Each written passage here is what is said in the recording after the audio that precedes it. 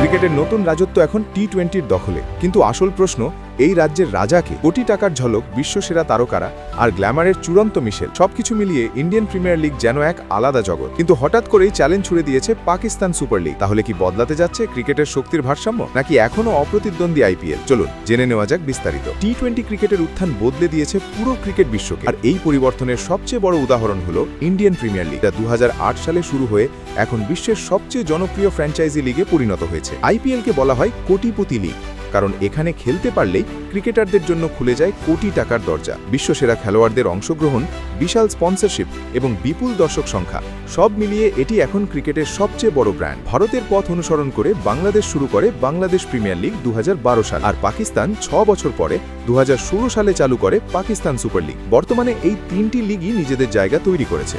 তবে জনপ্রিয়তা ও অর্থনৈতিক দিক থেকে আইপিএল এখনও অনেক এগিয়ে। তবে সম্প্রতি বড় দাবি করেছেন পাকিস্তান ক্রিকেট বোর্ডের চেয়ারম্যান মহসিন নকভি। তার মতে খুব শিগগিরই পিএসএল বিশ্বের 1 নম্বর ক্রিকেট লিগে পরিণত হবে। বিনিয়োগকারীদের আগ্রহ এবং পাকিস্তান ক্রিকেটের উন্নয়ন এই আত্মবিশ্বাসের ভিত্তি। তিনি আরও বলেন, পিএসএল এখন বিনিয়োগের জন্য অন্যতম আকর্ষণীয় প্ল্যাটফর্মে পরিণত হয়েছে। এই বক্তব্যে স্পষ্ট, পাকিস্তান ক্রিকেট বোর্ড ভবিষ্যতে আইপিএলের আধিপত্য ভাঙতে চায়। অন্যদিকে পাকিস্তানের সাবেক পেসার তানভীর আহমেদ নতুন বিতর্ক তৈরি করেছেন।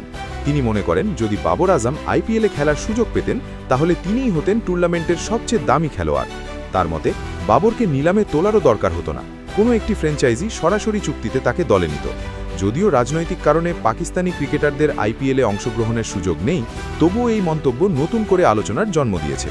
বর্তমানে বাবর আজম নেতৃত্ব দিচ্ছেন পেশোয়ার জালমিকে। আসন্ন ম্যাচে তার পারফরম্যান্স নিয়েও রয়েছে ব্যাপক আগ্রহ।